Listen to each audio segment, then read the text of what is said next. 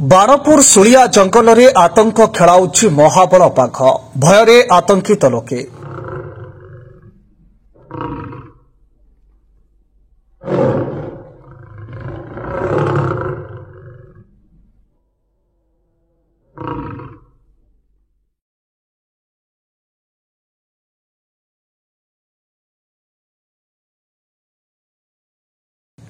खोर्धा जिला बाणपुर ब्लॉक सुलिया जंगल में बाघ आतंक एक षंढ को घोषारी नहीं तार अधा शरीर को खाई बाघ।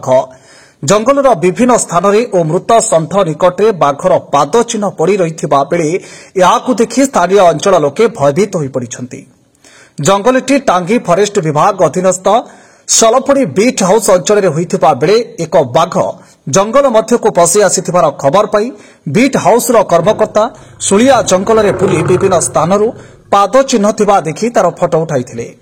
ता परदिन जंगल मध्य एक षंढ को किए मारी देइथिबार स्थानीय लोकंक ठारू खबर पाई फरेस्ट बीट हाउस कर्मकर्ता जंगल मध्य को जाइथिले। षंढ मरी पड़िथिबा स्थान में पहुंची सेठारे एक बाघर पाद चिन्ह देखिबाको पाइबा सह सेही बाघटी षंढटी को मारिछि बोली जानिबाको पाइथिले। जंगल अभिमुखे न जीवा पई लोकों को सतर्क करिछि वन विभाग। बाघटी भंजनकर जंगल उक्त जंगल को आसीछि और यह एक महाफल बाघ होइथिबार अनुमान करा जाउछि। स्थानीय जंगल में बाघर एपरि आतंक देखि स्थानीय बासिंदा भयभीत थिबा बेले जंगल बाघ को घौड़ाइबा पई साधारण दाबी हेउछि।